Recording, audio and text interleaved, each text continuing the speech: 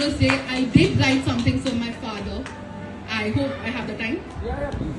So कहानी कुछ यूँ होती है कि I am at the airport and I was just home back for a small holiday, and Papa was out. I mean, he was out, and I don't think he was able to make it back from to the airport on time. But I don't know, he somehow does, and like he always does, he is home on time. And उस दिन कुछ सोचा कि मैं तो हमेशा पापा से पूछ लेती हूँ कि मैं अपना दिल हाल बयां कर देती हूँ, लेकिन कभी पापा से नहीं पूछा आप कैसे हो, आप कैसे कर रहे हो. तो उसी पर कुछ लिखा है. अल्फाजों का शहर कुछ थम सा गया था. मेरे शब्द उस मोमेंट में रुक से गए थे और मेरे मन का एक टुकड़ा जैसे टूट सा गया था. जैसे कोई सवाल, कोई रियलाइजेशन दिल के किसी कोने में खरोच रहा था. उस दिन सब कुछ तय था. मैं जा रही थी वापस उसी शहर को, वही रूटीन में फॉलो करने.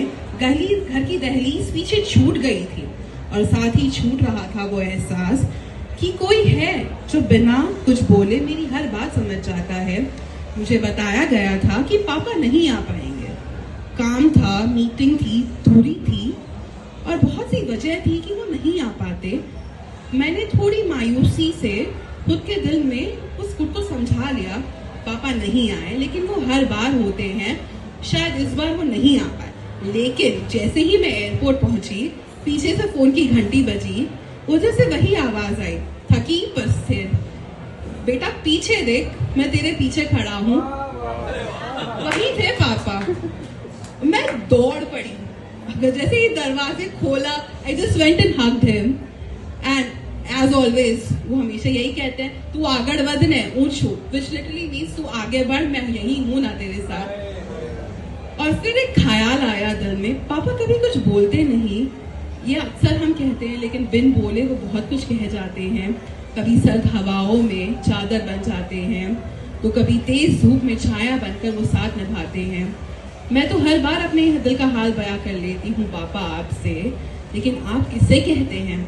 जब थक जाते हैं, जब हार जाते हैं, जब टूट जाते हैं, तो आप किसका सहारा लेते हैं?